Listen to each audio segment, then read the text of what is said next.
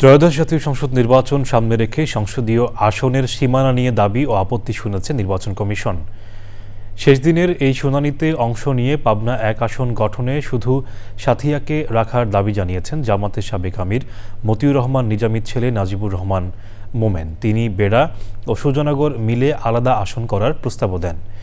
তবে কমিশনের প্রকাশিত খসড়া সীমানা অনুযায়ী সাথিয়া ও বেড়ার একটি অংশকে এক আসনে রাখার পক্ষে মত দিয়েছেন স্থানীয় বিএনপি নেতারা। সকাল 10টায় প্রধান নির্বাচন কমিশনার এএমএম নাসির উদ্দিন, চার নির্বাচন কমিশনার ও সংশ্লিষ্ট কর্মকর্তাদের উপস্থিতিতে শুনানি শুরু হয়। সিরাজগঞ্জ 2 ও 6 আসনের বাসিন্দারা 2001 সালের মতো আসন পুনর্বহালের দাবি জানান।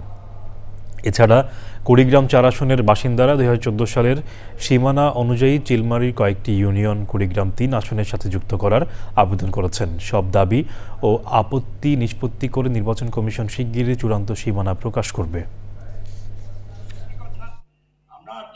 2001 সালে ওই বোদা পৌরসভার সাথে আমাদের নির্বাচনী আসনের 2টি ওয়ার্ডের কিছু মৌজা যোগ করা হয়। পরবর্তীতে 2004 সালে এসে সেটাকে আবার পৃথকীকরণ করা হয়। কিন্তু পরবর্তীতে 2010 সালে এই ফ্যাসিস্ট সরকার আমলে আবার এই 2টা ওয়ার্ডের কিছু অংশ ওই পৌরসভায় নিয়ে যাওয়া হয়, যাতে করে ওই এলাকার মানুষের জনদুর্ভোগের সৃষ্টি হয়।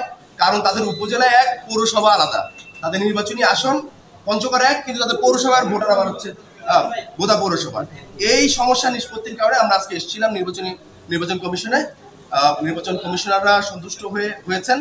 তারা আশা করি আমাদের সপক্ষে ইনশাআল্লাহ আমাদের সপক্ষে একটি মতামত প্রদান করবে, সিদ্ধান্ত প্রদান করবে। বেড়া এবং সুজানগর মিলে একটি আসন হবে। সাথিয়ার ভোটার সংখ্যা এই 3টি যে উপজেলা আছে এর মধ্যে সবচেয়ে বেশি, 3,40,000-এর কাছাকাছি।